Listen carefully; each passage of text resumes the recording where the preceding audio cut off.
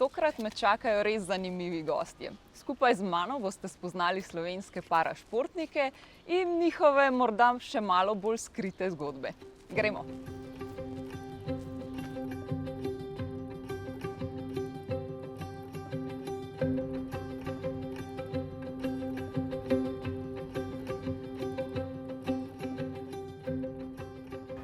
Glavno sporočilo moje tokratne gostje je, da je treba v življenju vztrajati pri tistem, kar počneš rad, saj lahko le tako uspeš. Pa ne glede na to, kakšne so tvoje fizične predispozicije ali mnenja okolice. Lena Gaboršček se je našla v odbojki sede, kljub temu, da je že od rojstva brez ene roke. Hkrati pa svojo športno pot uspešno združuje s študijem psihologije. Njene mladosti nikakor ne gre zamenjevati s pomanjkanjem življenjskih ali športnih izkušenj. Lena, v enem izmed svojih intervjujev si dejala, da imaš srečo, ker si rojena brez roke. Lahko mogoče to malo razložiš, ker bi se najbrž marsikomu zdelo nenavadno.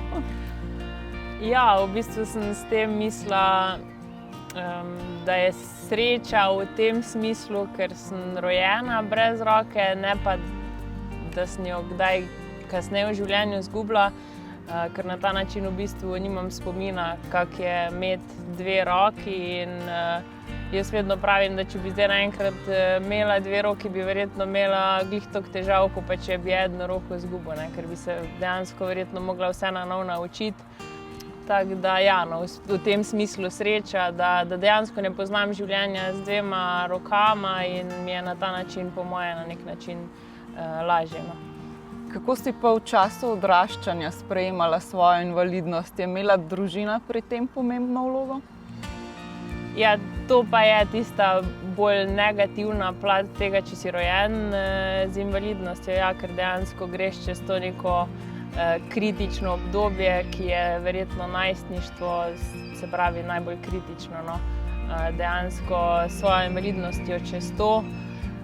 Definitivno ni bilo lahko, verjetno tako vsak je bil rojen s svojo invalidnostjo, sem se spraševala, zakaj jaz.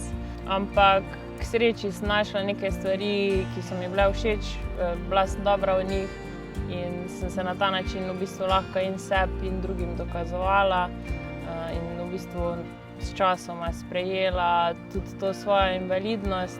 Definitivno je pa tu gre velika zahvala in velike zasluge staršem in pa družini, ki me res nikoli niso obravnavali, recimo starši drugače kot sestro, nisem imela nikoli nobenih privilegijev, kar me je zagotovo tudi na nek način utrdilo in mi ni nikoli, oni in pa noben drug družinski član mi nikoli ni dal nobenega občutka, da sem drugačna in sem v bistvu sploh v otroštvu se jaz res čist nikoli nisem počutila drugačno, ker sem vsem dajala vedeti, da sem enaka in so me tako tudi sprejemali. Pol v najstništvu, ko sem šla na srednjo šolo, je bilo malo težje, no, ko tudi zamenjaš okolje, ampak sem se tudi tam s časoma znašla in je tu tudi velika zahvala gre odbojki, no. Ja, kljub temu, da si brez roke že od rojstva, si pa pravzaprav najprej začela z navadno odbojko in šele pozneje presedlala na odbojko sede. Bi zdaj rekla, da si našla svojo srečo v sedeči odbojki ali te je kdaj vleklo nazaj? Trenutno bi definitivno rekla, da sem srečo našla v sedeči odbojki. Me je pa dolg časa vleklo nazaj, oziroma dolg časa sem tudi kombinirala obe odbojki. Zdaj marsikdo bi bil verjetno mnenja, da ni bila glih optimalna izbira športne panoge, glede na to, da sem rojena brez leve roke. Ampak tako sem rekla, no, jaz se v otroštvu nisem nikoli dojemala kot drugačno od ostalih. Odbojka je bila del programa športne vzgoje, super mi je šlo, čisto normalno sem lahko igrala s protezo. To je zaznala takrat moja učiteljica športne vzgoje in me tudi spodbujala pri tem, da sem vztrajala. Sčasoma so me celo v ta lokalni klub povabili in sem bila tam dosti časa tudi kapetanka, no. Vse je šlo tako lepo, da mi je bilo čisto normalno, da sem ostala v odbojki, čeprav sem se preizkusila tudi v kakšni drugi športni panogi, no, kjer bi mogoče lažje kakšne prvine izvajala, ampak sem se na nek način zaljubila v odbojko. No. In pol so na Soči, kjer mi delajo proteze, malo znoreli, ker sem dejansko s to električno protezo, ki jo v vsakodnevnem življenju uporabljam, igrala odbojko. Vemo, da te proteze daleč od tega, da so poceni. In so v bistvu pol mi tam posebno protezo naredili in prek tega sem tudi izvedela za odbojko sede. Šla sem že dosti prej tudi pogledati na prvi trening odbojke sede, mislim, da sem bila stara 11 let. Ampak takrat še nisem bila dosti prepričana v to. S časoma sem pa v bistvu pol leta 2009 sem bila na svojem prvem evropskem prvenstvu in se res zaljubila tudi v odbojko sede, je vzelo nekaj časa, ampak danes pa definitivno sem našla srečo v tem.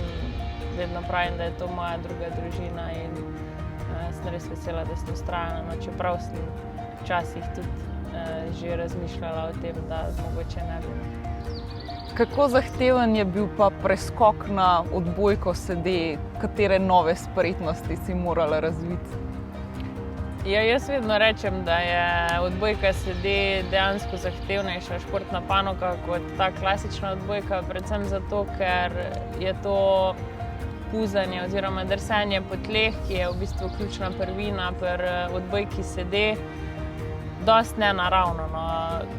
Tečemo, hodimo, skačemo, večinoma vsi v vsakdanjem življenju in so to res neki naravni gibi, medtem ko sedimo sicer tudi dosti, ampak večinoma sedimo na stolih, na tleh zelo redko, da bi se pa premikal kdo po zadnjici, po tleh je pa sploh dosti neobičajno. No, in je vsaj meni, pa tudi tako, ko se z drugimi pogovarjam, dejansko to najtežji del sedeče odbojke, ker ostale prvine pa dejansko so iste, se pravi ti tehnični elementi, ki sem jih že imela osvojene od prej, tako da ko sem enkrat usvojila, to gibanje po tleh je bilo dosti lažje. No, sicer pa si po izobrazbi psihologinja, kar je izredno pomemben faktor, vidik tudi v športu. Kaj pa tvoj pogled, dojemanje sreče v športu ali pa na splošno v življenju? A se ti zdi, da se je kaj spremenil na podlagi tega študija psihologije? Ja, definitivno se je spremenil. Zdaj mogoče srečo v športu največkrat dojemamo kot tisto nek splet okoliščin, ki privede do nekih srečnih razpletov. To je dejansko v športu večkrat pomembno. No, se vemo, da večkrat rečemo, ja, ta je imel pa srečo ali pa smo imeli srečo, najbolj z žrebom, z neko tekmo ali pa s čimerkoli drugim. Mogoče skozi študij sem dejansko začela srečo bolj dojemati v tem nekem smislu kot dobro, vsi se zavedamo, da je to tudi neko stanje osebnostno oziroma osebno, se pravi, ne vem, kako si v vsakodnevnem življenju, kako se počutiš, kakšne odnose imaš. Dosti sem se zdaj tudi tekom študija navdušila nad to čuječnostjo, nad meditacijo in se mi zdi, da je v bistvu tudi to zelo pomembno v športu, da si srečen tak kot oseba, ker če si srečen, v bistvu lahko tudi v športu dosti bolj deluješ, no, ko pa če dejansko te pestijo neke skrbi, neki mogoče malo bolj negativni odnosi, tako da mogoče sem to dejansko zdaj skozi študij dojela, da je tudi ta, se pravi, neka celota dosti pomembna, no, da je nastop optimalen.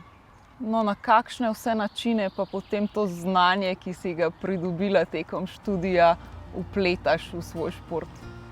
Ja, dejansko tekom študija dobiš dosti teorije, to v prakso prenesti je nekaj drugega. Jaz mislim, glede na to, da se želim tudi s športno psihologijo v prihodnosti ukvarjati, da je to, da sem športnica, res velik doprinos, ker vidiš, da je vse neke teoretične elemente pol v praksi dosti težko optimalno prakticirati.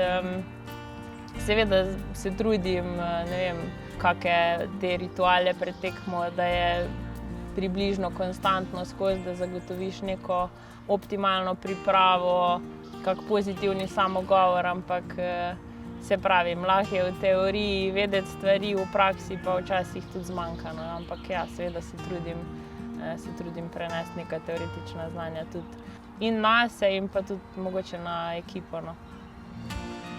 Vem, da te je odbojko sede nekako pregnala prav menjava trenerja v klubu pri stoječi odbojki. Kako se ti zdi pomembno, da športnik na svoji poti naleti na pravega trenerja, s katerim se ujame? Tudi tukaj je najbrž treba imeti kar nekaj sreče.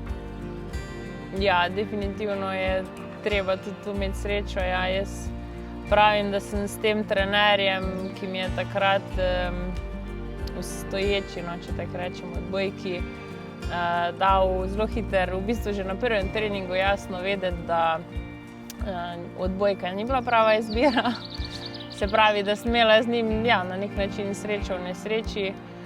Nesrečo zato, ker sem takrat pa res in motivacijo in voljo v odbojki, tej navadni odbojki izgubila, ker sem s časoma bila res v ozadje postavljena, prilagojeni so mi bili treningi, čeprav sem prej že vrsto let normalno trenirala z ekipo. Sicer sem pol povedala trenerju, da sama najbolj vem, kaj lahko in kaj ne. In sva na nek način razčistila vseeno in sem tudi s časoma lahko normalno nazaj trenirala, ampak vseeno ni bilo nikoli isto.